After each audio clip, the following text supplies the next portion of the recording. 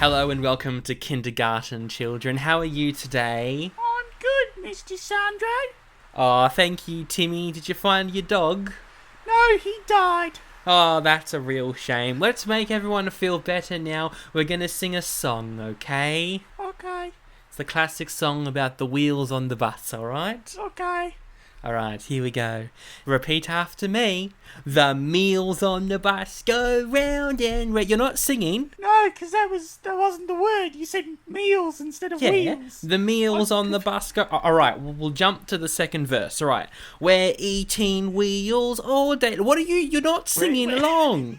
I was just listening to the lyrics first and then going to join in afterwards because I didn't know the lyrics because you keep changing them to a different thing. No, they're the right lyrics. You're a terrible kindergarten teacher. I am. I'm gonna go do cocaine. Hello and welcome to Oldie but a Goodie.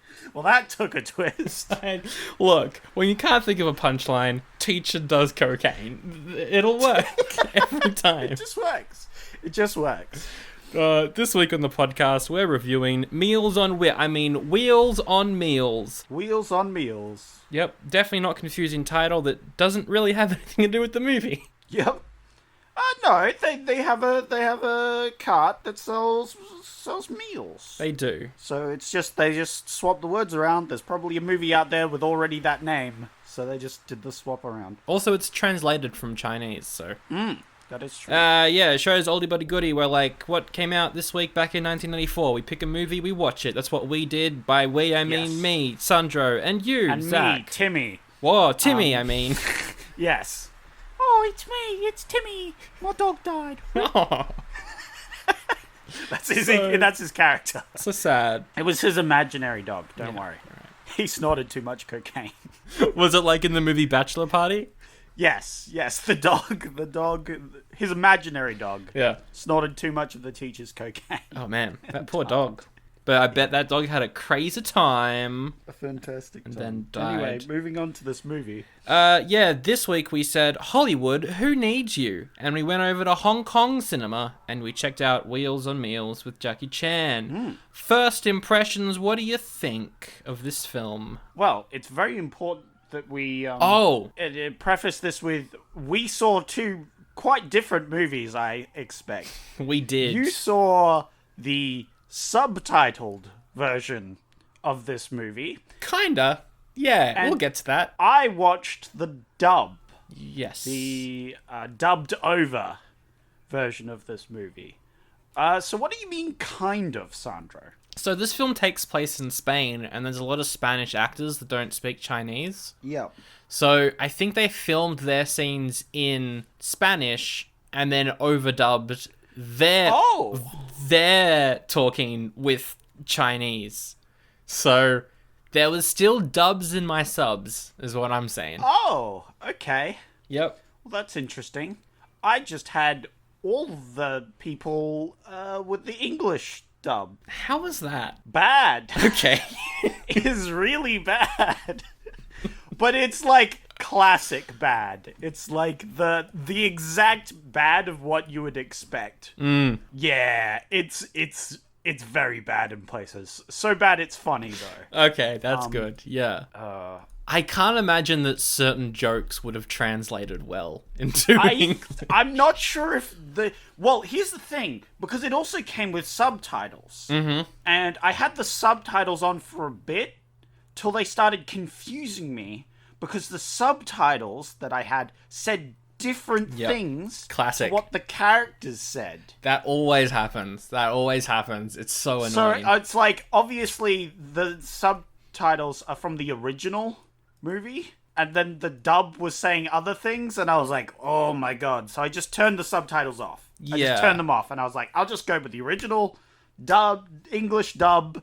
We'll just do this. There were definitely jokes, I feel, and I don't know which jokes you got and which jokes I got, but I feel like you also missed out on jokes. Okay. Yeah, it does seem like one of those ones. Some of the bad guys' voices were literally, I am the bad guy. I love that. Yeah, we gotta go get him, boss. Don't worry, we got him, boss. Okay.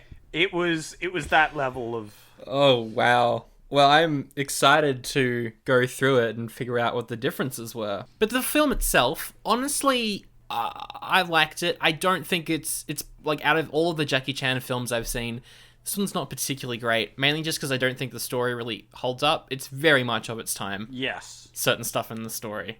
But it's pretty fun. It's a fun movie. I think if you're a fan of Jackie Chan and you haven't seen this one, check this one out. I think it's probably not good as your first exploration into that genre, though. Yeah. That was definitely the consensus of a lot of the reviews. Were like, if you're a fan of Jackie Chan, you'll love this movie. Well, before we jump into the movie, I've got a plug up top. Ooh.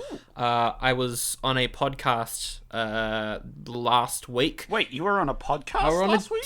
I went on a podcast and I plugged our podcast. What? I guested in Crooked Table Podcast. I joined Rob on that show, and not the Rob who's guested on the show before, a different Rob. Will he guest on this show at some point? Probably. Wait, he's stolen Rob's name? He's stolen Rob's name, yes. There can only be one. We need to have a Highlander where we get both of them on to fight out for their name. Episode 100. Hell yeah. I went on his show to talk about these two movies called the Machete movies, which are technically spin-offs of Spy Kids. Technically. What? Except they're ultra-violent and Wait, technically spin-offs? What do you mean? Are they in the same universe? You know Uncle Machete in Spy Kids? Yes. Yeah, it's him. Yeah, it's him. Oh, and he's got the same right. character name, but a very different backstory, and the movie is ridiculously offensive and violent. Bizarre. So I went on to talk about that. The episode's out on Tuesday the 18th, so link in the description, probably. That sounds amazing. Yeah, you'd love it. Yeah. Yeah. You would love those movies. You should definitely watch them. I did love Spy Kids, so... Alright, well that is a plug. And now for the episode. Other options for this week, Zach, they were... So, you had two options. Yep. Well, two other options. Which was Cloak and Dagger. An 11-year-old sees the murder of an FBI agent who hands him a video game cartridge with military secrets. And his name is Timmy. Yes. His dog died of cocaine overdose. Turns out the FBI had cocaine on him, and, well, it didn't go well. Didn't go well. Look, a person who hides military secrets in a video game cartridge probably has cocaine on them. I don't understand that premise. It sounds stupid. It does sound stupid. Yeah. And the other movie you had was Red Dawn. Yo. Teenagers team up to survive as the US is invaded by the Soviets. You've seen it, right? I think I've seen a version of this movie, a superior version. Superior? Yeah. Are you saying the remake's superior? I think they're both terrible, but the remake is, like, the worst. Oh, you're talking about Tomorrow When the War Began. Yes. And by scene, I mean red. Yeah. I think we talked about it last week, but Tomorrow When the War Began is Red Dawn, but Australian, and Australians pretend that it's original, where it just completely rips off this movie from the 80s. Hell yeah. It's good, though. And it's taught in schools, like the school Timmy went to. That's why he's such a messed up kid. Why is he messed up? What? He saw his teacher die from cocaine and then No, went he home. didn't. Oh, I didn't mention the teacher. Oh, the teacher the overdosed. teacher also overdosed? Yes. Oh, jeez. Man, poor Timmy. It's awful. He's living in his own version of Train Spotting, and he's not okay with it, honestly. Yeah, he's living his best life. I don't think he is, but okay. Alright, Wheels and Meals released August 17th. It's directed by Sammo Hung. He started off as an actor, then began working as a action director, and then he went on working as a full-on director. Ah. He's also an actor because he plays Private Detective Moby in this there movie. you So go. he directed and he starred as a character that when I was watching it, I went, Zach probably hates this character. I liked his character. I thought he was fine. Oh, cool. Okay. I like, obviously, it was a bit of a, sometimes. But I thought he was okay. That's It good. was a funny, silly character. I liked one quote. Oh, I should have wrote it down. It was when they were getting into the castle at the end. But he's like, I can't get through there. I can't jump that. And he's like, well, flap your ears, Dumbo. Whoa, I did not get that. That is definitely just in the dub. Yeah, exactly. But that was a quote. Because Jackie Chan's like, well, flap your ears, Dumbo. Wow. Yeah, Jackie Chan plays a character called Thomas, and then Ewan Bio plays a guy called David. Those three, they actually work in a lot of movies together because they all went to a boarding school together. They're all old friends. Wow, that's pretty cool.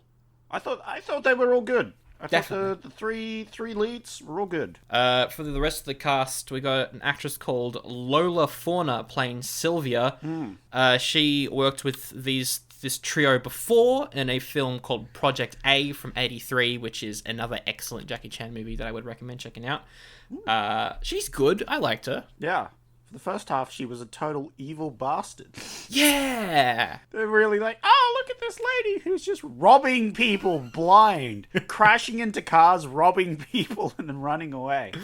She's not a nice person. Yeah, her story arc is so funny. We'll get into it, Yeah. but her character changes on a dime for no reason. Yeah, it's weird. I don't know. I don't know.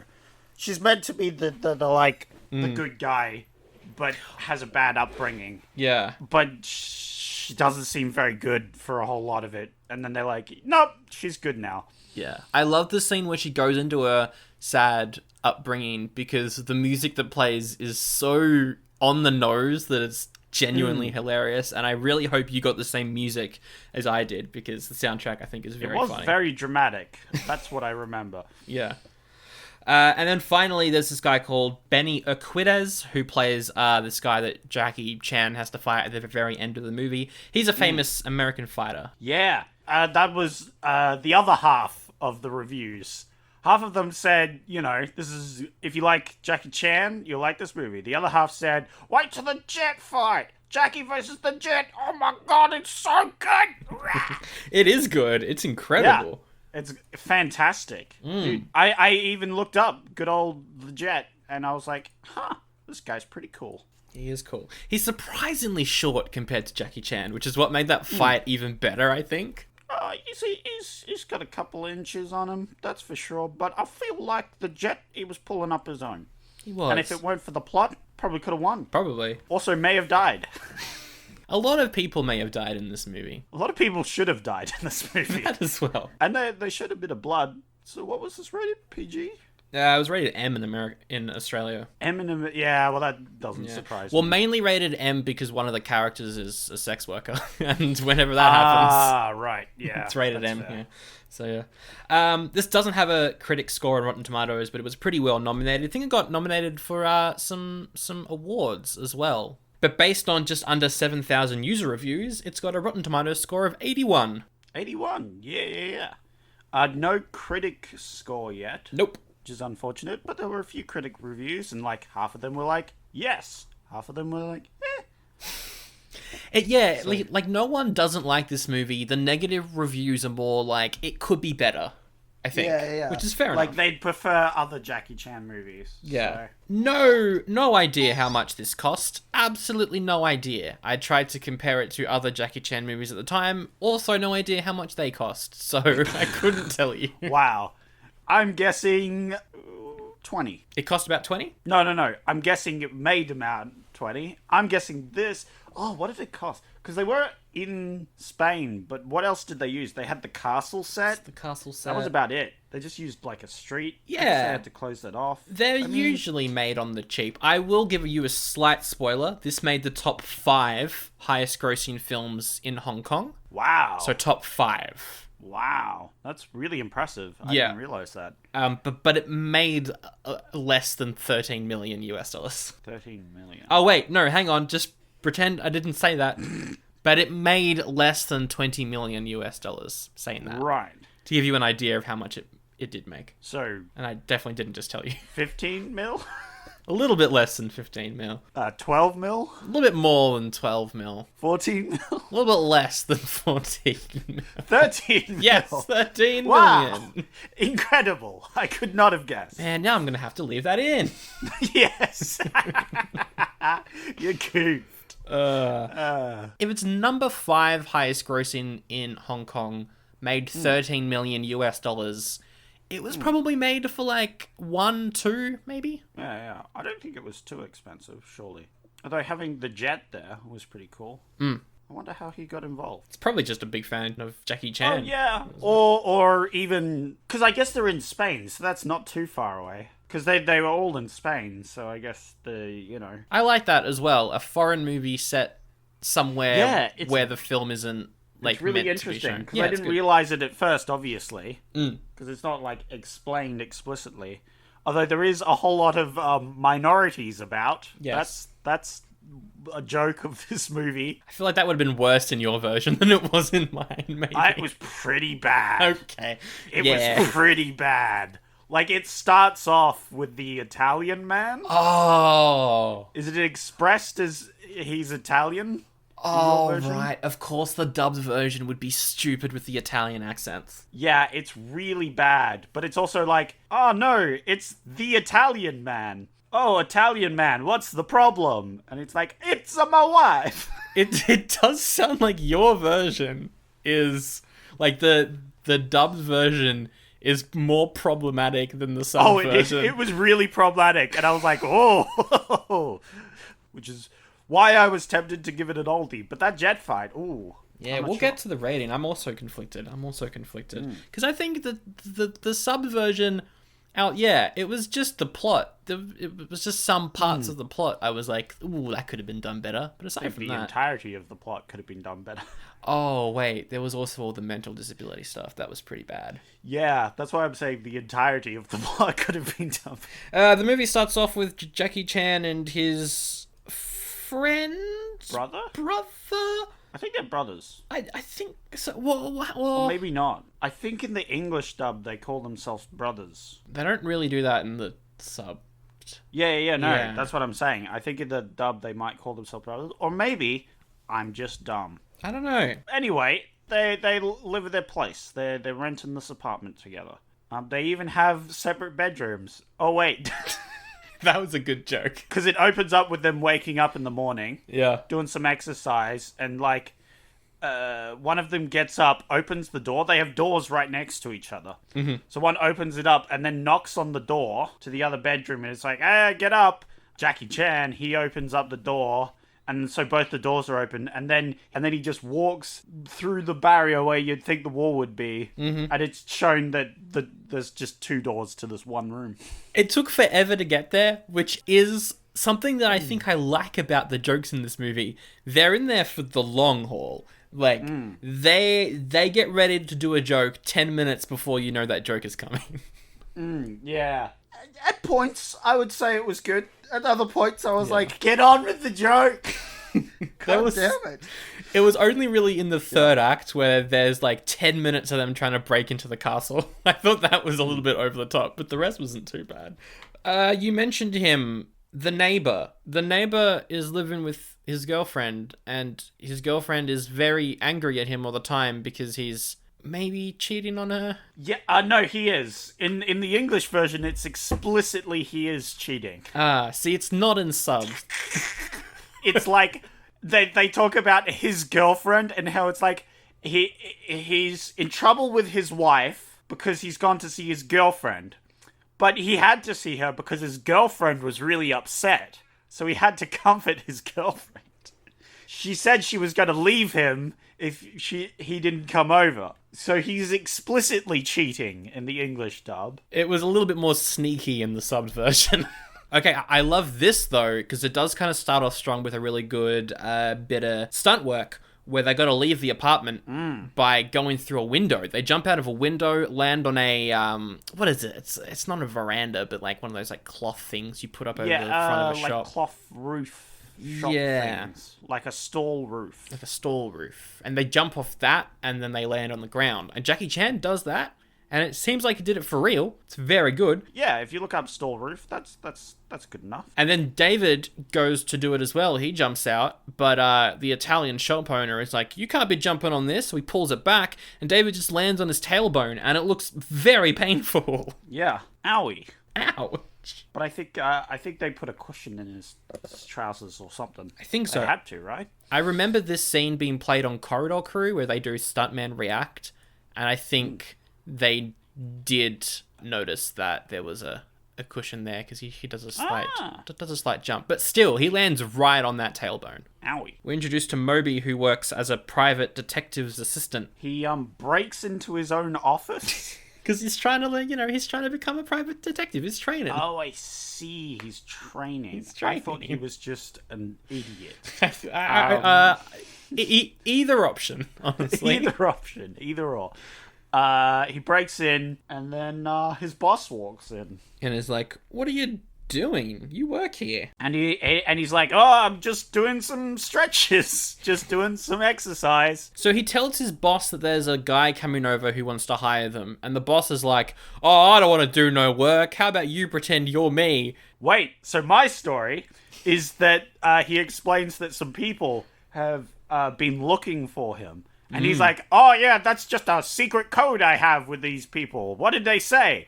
And he's like, oh, they really wanted to see you. They said they were going to come back the evening to see you. And he's like, oh, crap, I got to get out of here. What? So the joke being that he tries to brush it off as like oh, yeah, it's just a code we have. Yeah, they were looking to meet up with me so they could, whatever. That is kind of similar because like in my version, he gets scared in the same sense. Like it's like, oh, this person wants to meet him. He's a little scared about that. But then, he's like, how about you pretend to be me? And going, that's really interesting. No, in my one, it's just like, you're in charge now. I'm going to go on holiday. You're in charge of the detective agency now. That's amazing. Wait, so how does that explain? I'm so confused. Because he gets it's like a promotion, right? Yeah, it's a promotion. Was it a promotion for you? Kind of, but it's not a proper promotion because he doesn't have the paperwork. Oh, I see. That was a big joke for me, was that like he's always saying he's a detective, but he can't show the paperwork to prove that he is a detective. Right, and at the very end he gets the paperwork. Yeah. Right. So I guess it was similar lines. Similar enough, which I think is what we're going to find with a lot of this comparison. Yeah. Yeah. So he's hired to find this woman named Gloria and her child. That's all we know. There's a mysterious man shows up and gives him too much money. So much money. Jackie Chan and David, they run a food truck called Everybody's Kitchen. I love the scene where we're introduced to the truck and they use this super modern computer program to open up all the doors. I love this scene though because Jackie Chan is like skateboarding around getting people's orders and dropping off their food. It's amazing. Yeah. It's the classic like waiter on wheels. Going around, grabbing orders on his skateboard, skating around. He's skating with food as well to serve it up. Yeah. As he's skating through, he's throwing food over the stall roofs that sort of slide along them as he's skateboarding. So he passes the food over and then catches it before it falls down. Yeah. Some fun food shenanigans. So much. There's a lot of fun shenanigans in this movie. And I always appreciate it because I would say, and if you disagree, let me know, but I would say Jackie Chan, king of shenanigans. I would say king of kung fu shenanigans. That's what I'd say. I'm not sure if I can go out on the limb of all shenanigans. I would say all shenanigans. But definitely kung fu shenanigans. Okay, there we go. Or like stunt shenanigans. Ooh, stunt shenanigans. That's true. Yeah, like he's the stunt king in my book. Well, we could talk about the bikers, but I don't want to. I would love to talk about the bikers because it has one of the two quotes I wrote down. I think we got the same one, and I'm interested to see the translation. Okay. So while they're serving up food, a biker gang drives in. And they start causing trouble and making loud noises. And people are getting upset. People are starting to leave. It's bad for business. Yeah. So, of course, Jackie Chan is like, hey, we gotta go stop these idiots. I think it's the first bit we see of them doing kung fu in the movie. Yeah. Where they're knocking people off their bikes. The guys are like, "Wah!" And they drive at them, and they just like pile drive them in the air until they reach the last one, the head honcho of the group. Yeah, we've got the same quote. Yeah, I don't know if it's the exact quote, but my one here, he's about to fight them, and then he decides not to, and he says, "Mommy told me not to get into fights."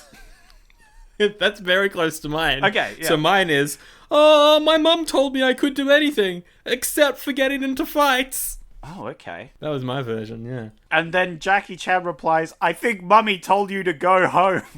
Yeah. That's exactly what he said in my one. As Okay, well. nice. That's And then the guy's like, "Oh, I don't know if she said that. Let me go check." It's just Which is so dumb. Amazing. That's good. That's good. And then they slap him on the head as he walks away. And then the whole crowd claps. Yay! Yay! Our heroes punched some bikers. Yay! That was assault. Yay! I think maybe they were applauding Jackie Chan in real life from finishing this scene. They were like, "Well done. That was a good line you said." But also, we all speak Spanish, and we have no idea what you just said, but we like the way that you delivered But it. also, that was a great sausage. Thanks, sir. Thank you. Wow. That meal on Excellent. wheels. Excellent. Or wheels on meals, as some would say. Someone say. Oh, it's a double thing, because he's on a skateboard as well. Oh, I didn't even He's think of that. holding meals while on... That is good. Man, I'm dumb. Anyway. Speaking of characters being dumb, they get a flat tire. Oh my god. So they drive to the mental hospital. Yeah, to go and see David's dad. They're at this mental hospital, and they get a flat tire. They get a flat tire, and David says, "Oh, damn, a flat tire." Jackie Chan's response is, "You shouldn't say that. You should say, haha, a flat tire."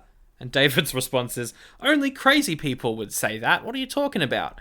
Then a guy from the mental hospital walks up, sees the flat tire, and goes, "Ha-ha, a flat tire!" And Jackie Chan says, "Oh, yeah, you're right. Only crazy people would say that." Okay, it was a little bit different. We didn't have the ha-ha. It was pretty much, you should say it in a positive light. I just like the way that Jackie Chan delivers the line.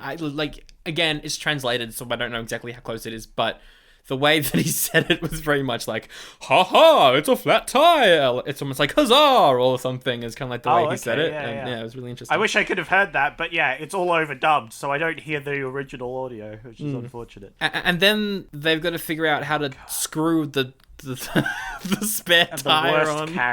worst character in the movie. Yeah, this comes over. guy who lives at this hospital says, "Well, how about you take one screw from the other 3 wheels, then you'll have 3 screws, and that will hold the spare tire in place until you get to the city." You see, you had a different version, remember? I had a different character, because you didn't hear the audio from this character. Oh no.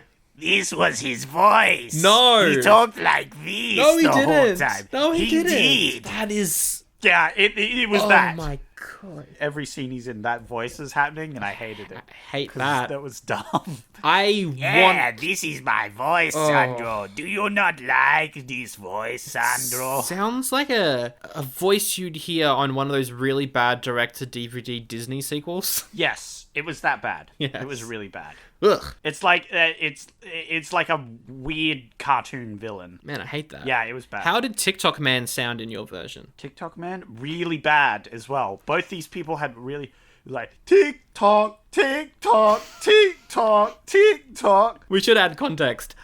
In the hospital, there's this guy who thinks he's a clock, and he walks around saying TikTok, and then also tells people the time. Yeah. But there's this hilarious scene where he tells Jackie Chan the time's 2:30, and Jackie Chan is like, "No, it isn't. It's 2:45." And so he responds with, "Whoops, I'm slow. TikTok, TikTok, TikTok, TikTok." Yes, that's literally what happens, except it's a terrible English dub. It's like TikTok, TikTok, TikTok, TikTok, TikTok. That's literally how it sounds. It's cringy. It's a different time because they're making fun of people with mental disabilities, but coming up with the idea of a clock man, whoever came up with that, I don't know if you are a comedic genius or if you don't know how to write comedy. I genuinely don't know if you're bad or good at what you do. Look, don't watch the English dub. Unless you really want to. Then watch it with a couple of drinks. Perfect. It's so bad it's good, Okay. is the English dub. It's really bad, and that can turn it around if you've got a couple of drinks having a bit of fun. Otherwise, it's awful. It's really bad. It sounds painful, but also It is. amazing. It's quite painful in moments. They go and see David's dad, who tells them that he's got a date. And then they're like, "Oh, a date? Is that how you're managing to cope so well here?" The dad takes them to meet them? Yep. Or do they just follow? Or the dad leaves and they follow the dad? One Something of like that? one of the two. And Sylvia walks up the stairs in slow-mo, and we're introduced to her by a slow-mo hair flip. Ah, yes, the slow-mo. How did you like the slow-mo in this movie? Usually Sandra? I don't like slow-mo, but slow-mo is a big part of Hong Kong cinema, and I respect it. Because they had that fighting the bikes. Yes. There was a bit of a slow-mo scene.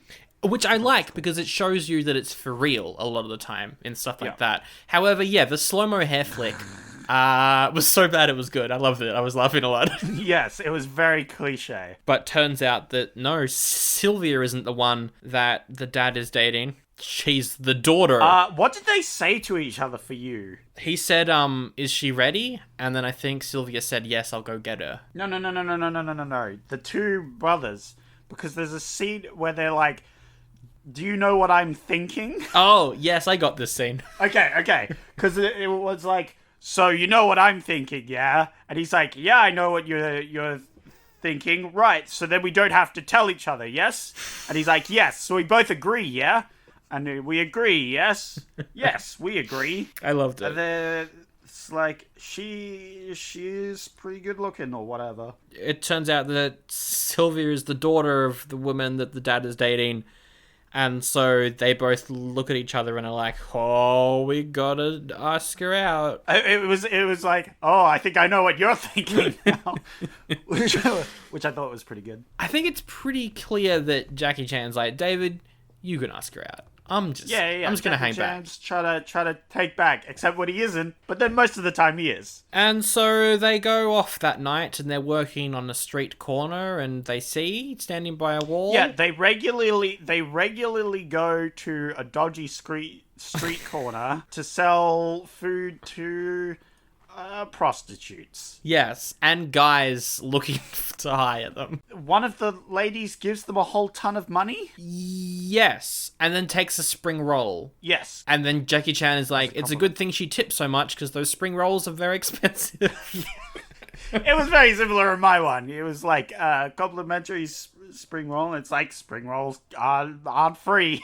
It was funny. They see that this is where Sylvia works. A guy comes up. They're like, oh my god, that's Sylvia. Well, Yeah. she doesn't work there. We'll find out later. But they spot Sylvia there and like, oh my god, she's a prostitute. Wow, my opinion of her is instantly dropped because it's 1984. Oof. And so she goes into this room with this guy and then steals his money. And then he's like, are you trying to steal my money? And she's like, oh, I'm going to run. Yep. So she runs out and then hides in the food truck. Yeah, guy's like, oh man, my head, oh, it's so sore. Jackie Chan, please, we're gonna go home early. Like, right now. Yeah. Jackie Chan's like, all right, let's go home. So they go home. Yeah, they go home. And then he's like, oh yeah, by the way, hey, look who's behind here. And he shows that the girl's been hiding in the van the whole time. And Jackie Chan's like, what? Yep. Whoa. So Jackie Chan's eventually like, okay, guess you can stay at our apartment tonight, seeing as you're being chased by men who you've stolen from. Their neighbor bursts in Again. and is like, my wife's trying to kill me with a shotgun, which was pretty funny. How did the wife sound in your dubbed version? Like a very distressed lady. Okay. She wasn't too bad. She was just an Italian lady that was like, hey, my husband's been cheating on me. It's okay. I'ma kill him.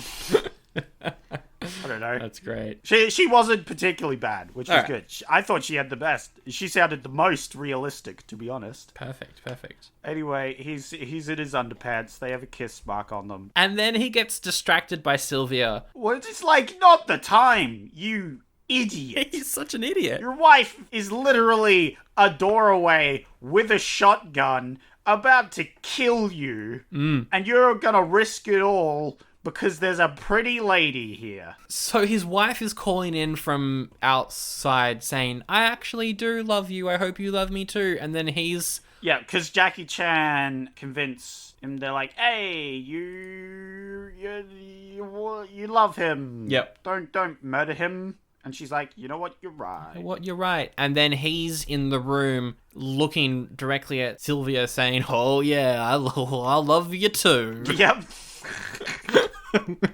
My one, he was like, I think I'm in love. Oh, okay. That's Yeah, funnier, actually. I think that's funnier. Yeah, it made a little more sense. And then she steals his keys which isn't really important. Well, it but is important. Aside from the fact to set up that, she's a thief. She's thiefing. She's a bad person. She's thiefing around. So Jackie Chan is Thomas. Yeah, Thomas. Yes, that's his character's name, and the other one's David. Once again, they're all white names. They're all very white. Yeah, of course they are. Thomas, David. I guess Sylvia isn't. And Moby is quite an old name, actually. Moby Dick. It's my favorite kind. Speaking of Moby, he's at a restaurant looking for this character called Fatso, and he doesn't want to get drunk. Oh my god, he's called Fatso in your version as well. He's called Fatso in your version. Yes, yep. Oh no. It was bad. It was funny because they bumped into a really fat guy, and I thought he was going to be Fatso, but he wasn't. He was just a fat guy. And there's another fat guy who's even fatter, and he's Fatso. Except he's also dying? Yes. And, oh my god, this scene must have been wild. It is wild. It is. I don't even know. Like, so first he goes to this bar or whatever. Very, very Italian, like a mob boss style bar as well. Yes. He's wearing a dark suit for some reason, and one of the guys there is like, "Hey, have you been to a funeral?" And he's like, "What?" Because you look like you dressed for a funeral. And I was like, why would you ask? If he's been to a funeral, he's probably quite upset. You probably get quite a few people coming to a bar after a funeral. Yeah. Why would you point that out? You're a terrible barkeep. That is exactly what happened in mine as well, so I'm glad that we both got Nice. that joke. That very important joke. That very vital joke, I would say. But then he goes into the next room, and he's friends with everyone. And they all want to give him alcohol. But he's like, no, I can't drink tonight, as he sculls a glass of wine. Glasses of wine. He's like, no, I'm not going to get drunk. Glug, glug, glug. Glug, glug, glug. Oh, I can't have too much wine. I can't be drunk. Glug, glug, glug. And then he goes and sees Fatso, who is this extremely obese man lying on a floor dying. And Fatso tells him the address of where Gloria used to live, which is where Sylvia lives now, which he then goes to see. But first, he's going to do that in the morning. We've got to get through the rest of the night. So we go back to David and Thomas's apartment. And Sylvia's in there, and they're each trying to give her their bedding so she can sleep on the couch. She's got out of the shower. She's wearing a shirt. It's pretty sexy. Oh, yeah, there's that as well. There's a lot of that. And they're like, oh, gotta get me some of that. Here's my pillow. Here's my sheet. Have this doona. Except they're grabbing from the other person's bed. Yeah. Because of course they are. And this scene goes on for ages, and it ends with her being like, okay, enough is enough. Yep. Who wants it first? I don't mind. Wow.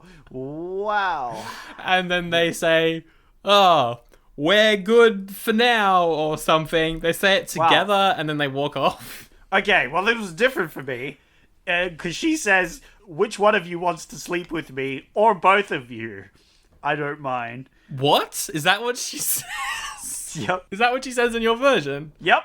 That's nearly verbatim. That's so much more blatant. Yeah. It's very blatant. She's like, all right, enough of this, you know. Let's get to the cut to the chase, I think she says. And then they like go, whoa, ha ha ha ha. Like one of them spits his drink out, the other rips the book he's reading, and then they get up and they go, it's like, not tonight. Is what they say, and then they both walked away. What a scene. And then they wake up the next morning and she's stolen their money that they tried to hide from her. Yep. But she's stolen it. They left out like a bait wallet, but she didn't take the bait. She in fact searched the entire house and found all their money that they hid. So she's driving back to her house, which is where the detective's going. They accidentally crash into each other, and then she steals his wallet. And Moby's like, hey, you're going to pay for my car. And she's like, here's the number of my boyfriend.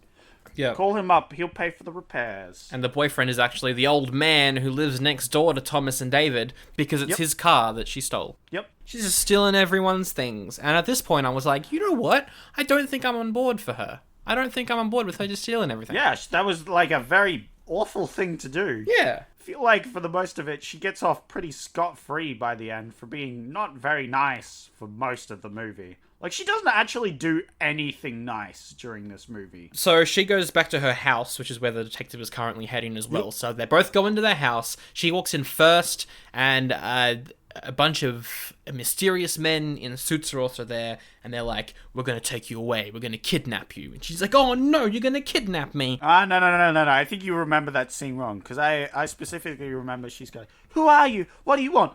Oh, we're just a couple of guys. We're gonna need to take you away. That's not what happened in my version. No, they just had the voice that was like, oh, we gotta take you to see the boss. That's so bad. Yeah, it was like really bad mob boss, sort of. That's so painful. It was really painful. Funny, very funny, but painful. Yeah. It was painfully funny. Is that your review of the dubbed version? Yes, it was painfully funny. More pain than funny. But you pain, you gain. So That's true. you did gain. And I gained nothing. You gained You lose. a laugh. I did gain that epic fight scene. You gained the epic fight scene, and you gained content for this podcast by watching the Absolutely. inferior version of the movie. Oof. Anyway, they capture her, but then good old Moby, he rings the doorbell, but then she throws the keys under the door, and he's like, oh. And then Moby comes in swinging. Bit of kung fu action. I wasn't expecting it from Moby. Yeah, not from him. Yeah. Like, not at this point. Like, he's obviously...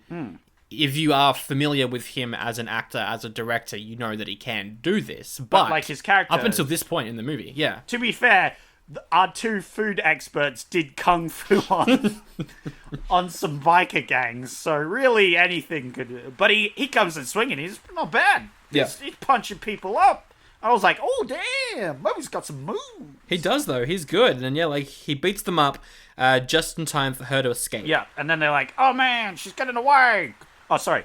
Oh, man, she's getting away, quick. And then I guess they just chase her for the entire day as well. Yes. Because the next time we see her, she's getting chased by different people, but she's still getting chased. So it seems like that whole day for her started by getting chased and ended by getting chased. It almost seems like maybe she should stop stealing things. I don't know what you're talking about. Yeah. I loved this because after this moment, Moby, he then goes to see the guy who hired him. And he's like, who are these other men? You hired someone else because you didn't trust my ability to get information on Gloria and her daughter Sylvia. And the man's like, no, I didn't hire these people. I don't know what you're talking about. I understand why you're upset, though. How about I give you more money? He says in my version he's sworn to secrecy. What? And I'm like, but why? Because it never comes back. He blabs the story later on. And also, it does seem like he's acting of his own volition. He's not acting for anyone else, this guy, as well. That's weird. I liked it, though, because he's like, all right, here's some more money. Will you do the job? Will you finish the job for me? And Moby says, all right, mate, I'm going to need 3 seconds to think it over. Yep. 1, 2, 3, I'll do it. Yeah. That's the same joke. Same joke. Nice. Sylvia goes back to the brothers' apartment and admits that she stole their money. Yep. And then goes into her tragic backstory to explain why she steals money. She says her mother went crazy at one point and went into the insane asylum. She had a bad turn. We know later on it's because her mum was working as a maid, and then the count, he assaulted her. Yeah, assaulted her, and then when he found out she was pregnant, he fired her. And then she's upset, and then she goes to the asylum and doesn't make any money. Yeah. She's been forced out on the streets by herself, and she's forced to the life of crime. And so I think it's Jackie Chan. He's like, okay then, well, that's a very sad backstory. I'm sorry to hear that for you. Also sorry to hear that sad music that was playing while you were saying that as well. It really set the scene, brought a tear to my eye. How about we hire you for the van, and that way you can make some honest money. Yeah. And she's like, yeah, all right. Sounds good. So then we get a montage of them showing off their cool kung fu martial arts to her, and she's like, haha, but I can do these flips. And they're like, whoa, we're all so talented. The detective guy, he then spots her on the street as she's serving all this food, and is like, oh, quick, you gotta come with me. And he brings it to the back alley, and it's like, okay, I'm not worried about all the damage you did to my car or anything. I just need you to come with me. There's a benefactor guy. He needs to talk to you. And she's like, I'm not going to fall for your tricks, idiot. And kicks him in the balls. Yep. And he's like, ooh, ouch. Ooh, ooh, ooh. Oh, boy. That's me nuts. Woo! And... You certainly made that sound. But he sees these men in the suits, the same men from her apartment. They try to kidnap her, and they're paying a young lady to go and order some food so that Sylvia will bring the food over to where the little girl is, which is where the men are. Then they're going to kidnap her. Oh my god. So he goes and tells Thomas and David are like, let's fight. And they go and fight the dudes. So they have a fight, they beat up the dudes, and then they jump in the van. And that's when the chase starts. Now, this chase is amazing, but I've got one note that I wrote down, and I'm interested to see if it was the same for you. The soundtrack, it was a horror music moment for me. I don't know if it was horror music for me. No, it was action-y for me. It was like It got to that point for me, but in mine, it kind of started off with a lot of like high-pitched strings, and it sounded like a slasher sequence, you know, where you're being chased by a masked killer or something. I thought it was kind of cool, but also out of place. That is very bizarre. Car chase is cool, though. It does some jumps. It jumps over a bridge and lands in the back of a truck. Yeah, a truck full of oranges. Yeah, which is cool. That was a great stunt. Loved that. Yeah. Very cool. Although, I did notice that after they left the cart of oranges, there was no trace of the stunt afterwards. Of course not. Oh well. Did you notice how they drive past every iconic Spanish landmark in this scene? Yes, absolutely. I did absolutely notice that. And that was the real moment where I was like, oh yeah, they are in Spain, aren't they? And they are attacking the cars that are chasing them by like shooting condiments and oil at their screens to get them like distracted so they'll swerve into the other cars, which was pretty fun. And Moby is like rolling canisters of probably gas on the road, and I thought that they were going to make the cars explode, but instead they rolled under the wheel and made the car go up on its side and kind of do some tricks like that, which was cool. He does pour a bottle of oil on the ground, which apparently affects the car, even though that would have left the tiniest amount of oil on the ground. Like, it's just a bottle, and he barely does like a cup of it. And if you think of a cup of oil on the ground, that's not going to do anything to a car. No. But for them, it does an oil slick. I liked that, they didn't blow the cars up, which is what you would get in an American film. Oh, absolutely. They just made the cars go all slippery and crash into each other. There's no explosions in this movie, and I appreciated that a lot. Yeah, sometimes you don't want an explosion. You just want a good time, good action time. Sometimes you don't want an explosion. You just want a good time. Zach, 2020. Quote unquote. So they confront the guy who hired Moby. Turns out he is the butler of the Count that impregnated Gloria. And he informs them that the Count is dead. Ooh. The Count is dead. And they've got 3 more days to show up in court or whatever to get their inheritance from the Count. And that is why this other guy wants to kidnap Sylvia to stop her from getting the money so that he inherits everything. He's like the Count's brother or something. The Count's evil brother. So that's the plot. That's the plot. I liked it. I liked that was the twist. I think this part of the plot made sense. It took a while to get there, and still, I don't think I like the character that's Sylvia. She's not a very likable character. They try and make her out to be, but she's not really. She looks likable, and that's all you need in the movie, isn't it? Yep, and she says likable things. Yeah, they have to then come up with a plan to... Why do they come up with a plan? So, what happens for me is they need to go protect their dad, because the bad guys are going to come for the dad and the mum. So what happens for me is the guy, Moby, the detective, pretends to be crazy. Yes. To get an ambulance over. And then once they get the ambulance over, they, off-screen, like beat up and tie up these poor innocent...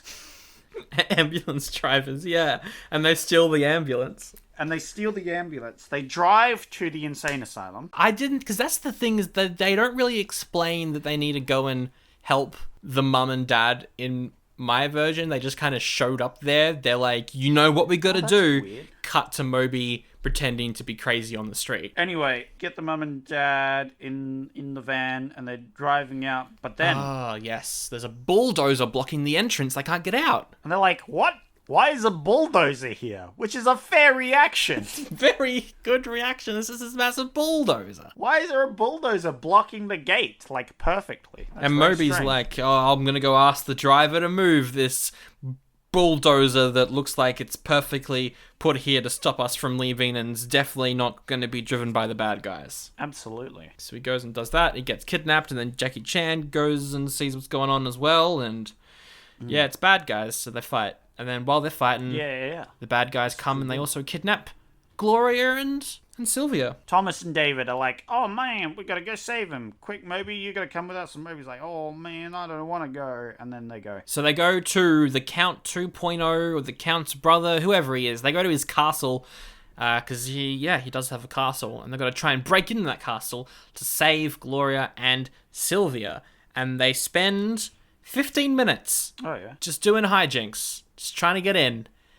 It goes on for so long. Yeah. Okay, so they come in and they're like, they have several plans to get in. Yes.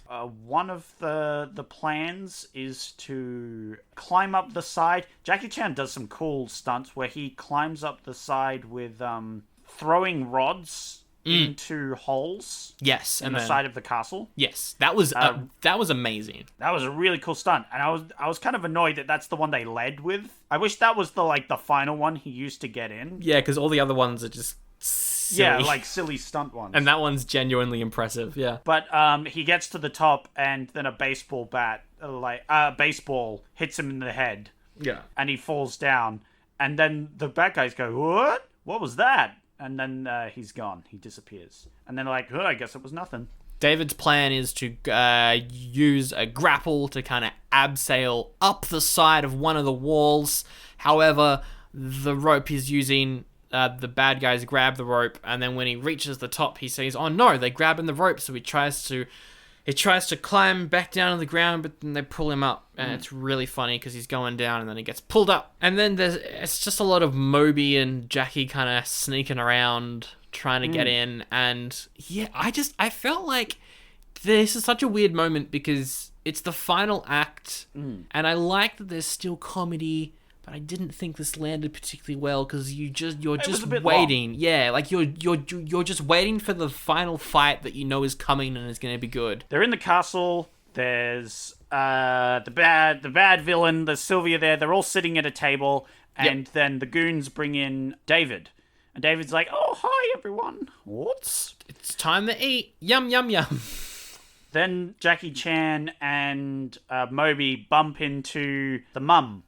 Jackie Chan's like, "Hey, I'm gonna get under your skirt and hide there." Yep. For some reason. Now, fun fact, I've done that for a comedy show. I've had to hide underneath someone's skirt. It was a very funny joke. It was very entertaining.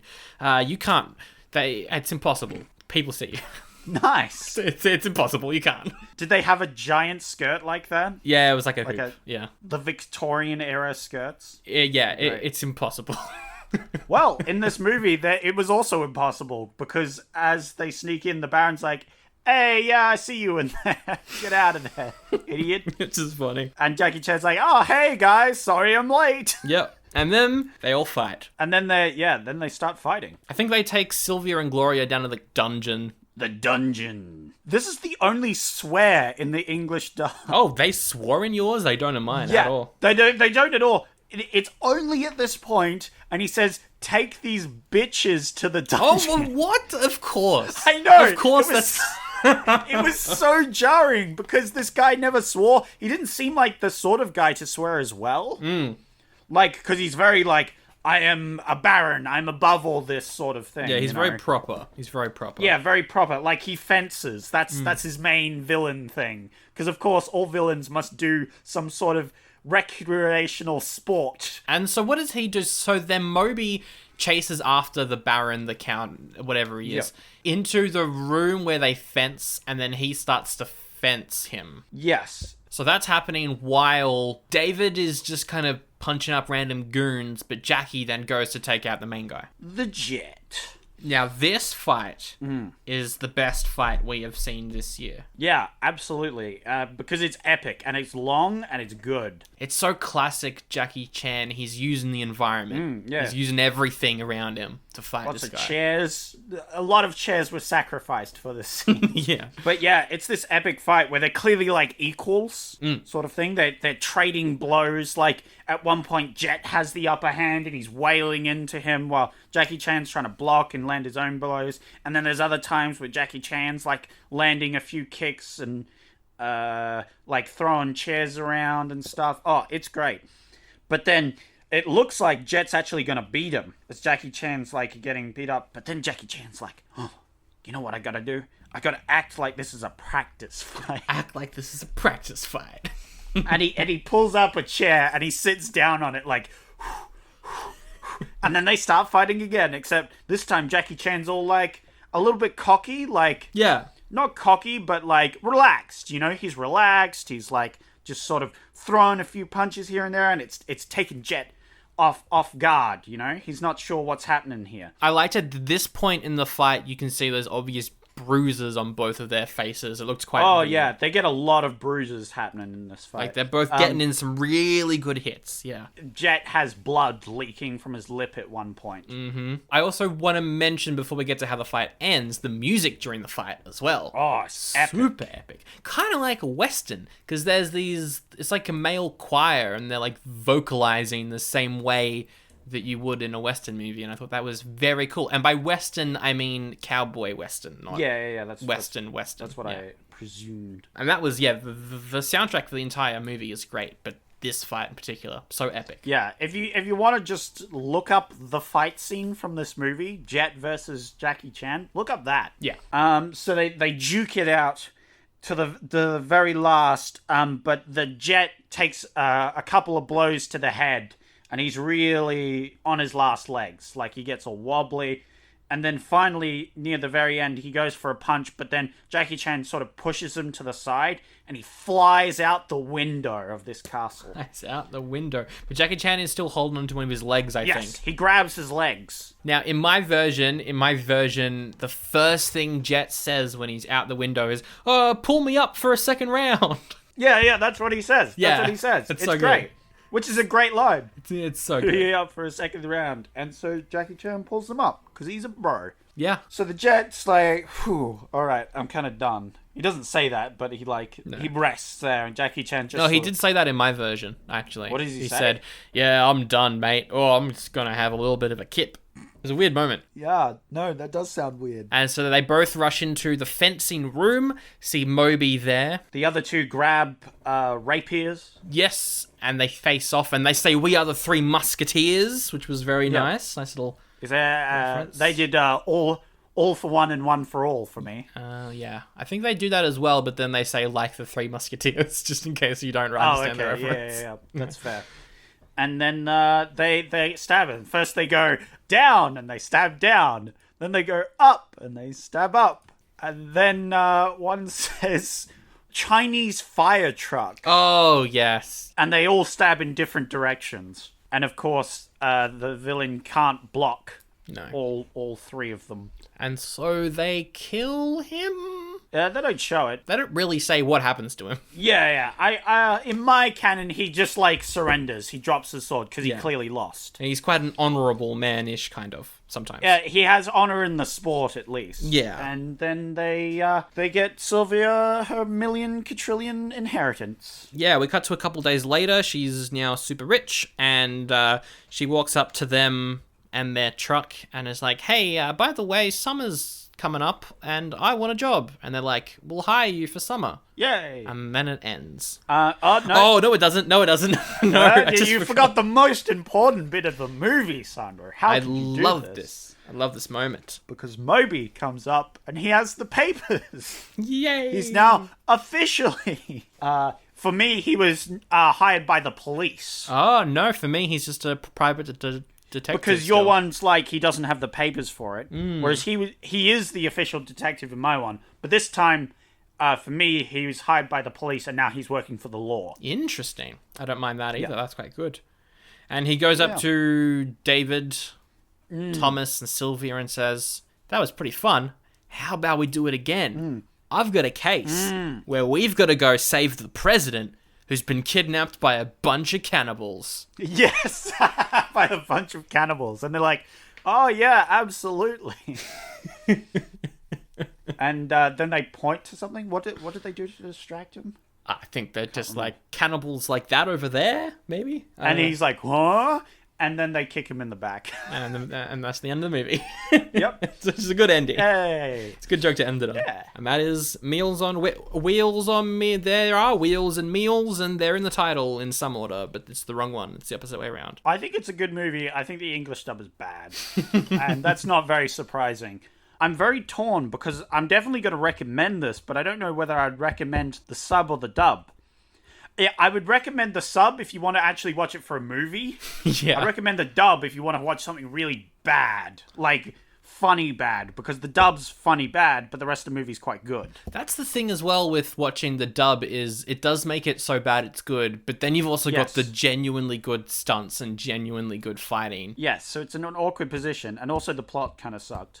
Yeah, that's my main issue with this movie is the plot isn't very good for the most part. The character, like the overarching story is there. It's just the main plot of a lot of the characters. It's just like, eh. Yeah, I wish that this was maybe 20 minutes shorter, especially with the subbed version, because there's a lot of moments where they are doing jokes and it doesn't entirely land. A lot of the mental hospital stuff wasn't particularly funny, and that's a lot of this movie. I didn't mind it when Jackie Chan and David were like riffing. That was alright. But a lot of the Moby stuff I don't know. I didn't find it too funny. It was very hit or miss, his stuff in particular. And yeah, I think maybe it's just a little bit too long. Particularly for the subbed version. It was a little bit long at the end there, I feel. But then the jet scene wasn't long enough. No, that was incredible. It was great. Yeah. It was good.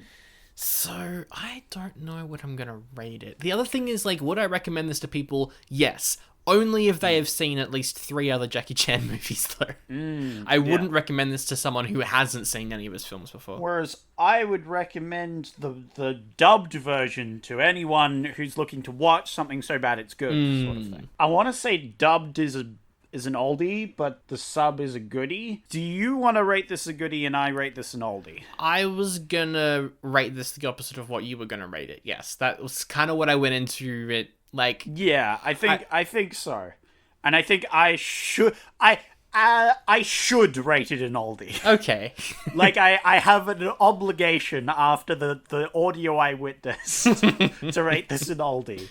Yeah. And I think it is quite an oldie in places. Like, I think there are a few better Jackie Chan movies. Oh, 100% there are. 100% there are better films. And so maybe watch those first. So the final rating is watch the subbed version. Subs, not dubs. Subs, not dubs. Although dubs, if you want it to be so bad it's good, because subs at points is just kind of boring. No. Just the flat statement, subs, not dubs. Oh, no, that yes, 100%. But which, to be fair, is true. It is a true statement. Never watch stuff with dubs. Unless you're doing a podcast, and it'd be really funny. You're doing a podcast. Yes. Or it's the only version you can find for that as well. No excuse. Just don't watch it. So if you can only find the dubs, just delete that show. Yeah. It's technically an oldie and a goodie from us, but also there's so many asterisks and conditions to those ratings. Yes, that... just put like oldie and goodie, but asterisk. Like it's yeah. And that's what we're going to rate it. We're going to now pitch some sequels. First, though, there aren't actually any sequels. However, there are some things that continued on this brand of Wheels on Meals. Particularly surrounding the Japanese release of this movie, they changed the title to Spartan X. Ah, right. And there's a bunch of arcade games released under the name Spartan X that were tie-ins to the movie. The game Spartan X was retitled to Kung Fu Master when it was released worldwide. Oh, that's weird. And I think they removed all stuff tying it into the movies for that worldwide release, which is weird. But also in Japan, there are some comic books that tie in to the film. I think they're sequels even, and they are called Spartan X. So there is technically Spartan X comic book series, which are to a point sequels of this movie. Okay. They exist. Yep. It's all a bit of a mess, really. Yeah, no, that does sound bizarre. To pitch my sequel, I mean, it's the mission that Moby asked them to go on. That's my sequel. Oh, yeah. I want to see them saving the president from cannibals. Yes, absolutely. So how does that story go, Sandro? Somehow Moby convinces them. Obviously. Well, he always convinces them. He always convinces them. They try to say no. That was the scene. They try to say no, but they never end up. They always get hooked into whatever he's doing. I think he said that this was happening in Africa. They've got to go to Africa to save the president from cannibals. There's a funny scene on the plane where Sylvia is looking around at all these passengers who are sleeping, and she sees their wallets and is like, oh, it was a part of my personality before to steal it, but I don't need you, but I'm so rich, but I really want to steal it. Like, she's a bit of a kleptomaniac, and she can't help but steal things. Yep. But she fights the urge. That's her character arc, is she eventually learns that she shouldn't steal again. It's the same arc, but this time she doesn't need to steal because she's rich, and that's why she doesn't. That's why she stops stealing. Nice. Also, they recast her. Yeah, of course. Yeah. They get I think they also recast either David or Moby. One of those two get recast, and it's awkward and jarring. Not the dynamic trio. Yeah, I know. They break up the dynamic trio and just ignore it for the entirety of the movie. What I think happens is the guy that played Moby, he gets into creative differences with the studio. Absolutely. Because he wants to direct the sequel, but he doesn't, he wants to take it in a direction that the studio doesn't want to take it. So he departs the project both as director and as actor. And that's why they got to recast Moby. My sequel is a little different. We have our trio, once again, except they're all being replaced by B-list actors.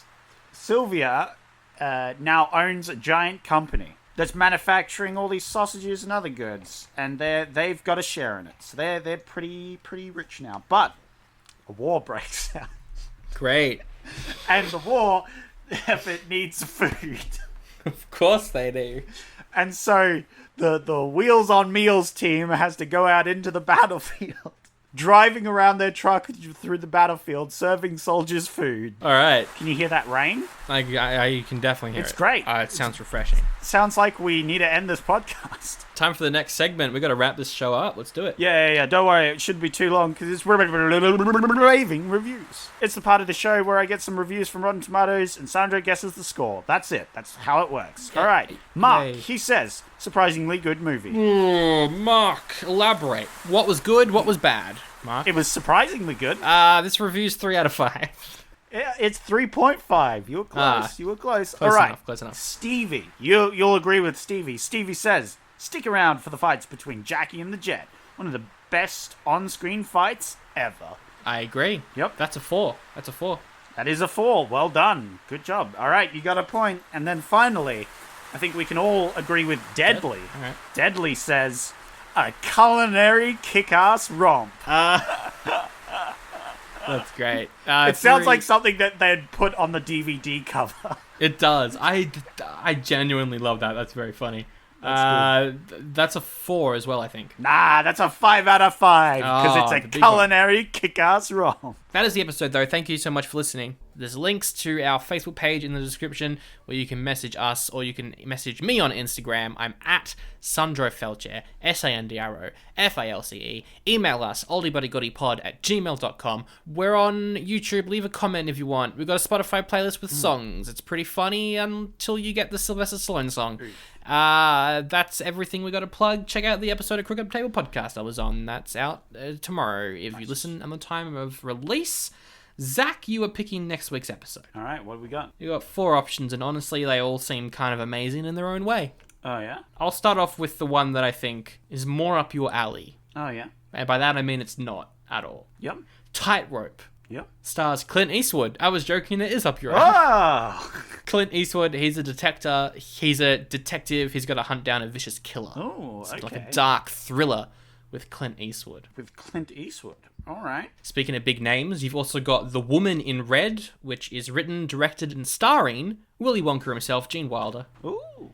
It's about a man who sees a woman dressed in red, and then it's a lot of hijinks of him trying to meet her through, like, roundabout ways. All right. Interesting. You've got Sheena. Yep. It's basically Tarzan, but what if she was a woman, and also in a movie of the same amount of quality as Conan the Destroyer? She-Ra? No, Sheena, not She-Ra. Oh, I thought it was She-Ra for a second. If it was She-Ra, that would be great, but this is Yeah, Sheena. that would be an insta-pick. I'd Yeah. be like, boom, let's do that. I think she's telepathic and can talk to animals through her telepathy. All right, then. To be honest, it sounds terrible, but also amazing. Like one of those Yeah, sort of that films. does sound terrible and amazing. Tempting. And then your final choice is The Adventures of Buckaroo Banzai Across the Eighth Dimension. What? Dr. Buckaroo Banzai is a physicist, neurosurgeon, test Yes, pilot, I picked and this musician who has to save the world picked from this one. aliens. I picked this one on name alone. The Adventures of Buckaroo Banzai Across the Eighth Dimension? Yes, absolutely. I just want to go through that again. He's a physicist, neurosurgeon, test pilot, and musician who has to save the world from aliens. Sounds like the only person qualified to save the people from aliens. I knew you were going to pick that one. I was like, Absolutely. you might do Sheena just based off the title. Yeah, Sheena sounds like really close to what I would pick. Yeah, but Buckaroo Banzai, or whatever his name is, takes the cake. He's got it all. it's such a long title. All right, we'll do that one next week. I predict that you're going to rate this an oldie, but you're going to enjoy it. I'm going to predict that you're going to rate this an oldie, and I'm going to rate this a goodie, and it's going to be a good time. All right, let's wrap it up with the best quote from Meals on Wheels. Mine is, "You want me to do this job for you? I'm going to need to think it over. I need 3 seconds. 3, 2, 1. I'm in. Let's do it." Mummy told me not to get into fights. I think Mummy told you to go home. I don't know if she said that. Let me go check. Hello, I'm Timmy, and I just wanted to say... Hey, it's me, Timmy. I just wanted to say that the jokes about my dog dying were fictional, and my dog is alright. Hello, it is me, the dog. I am fine. Thanks, dog. You can talk?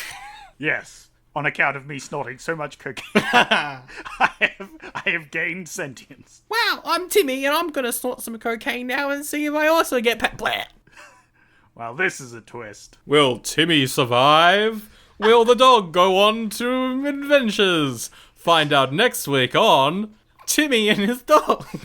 Timmy and the cocaine dog.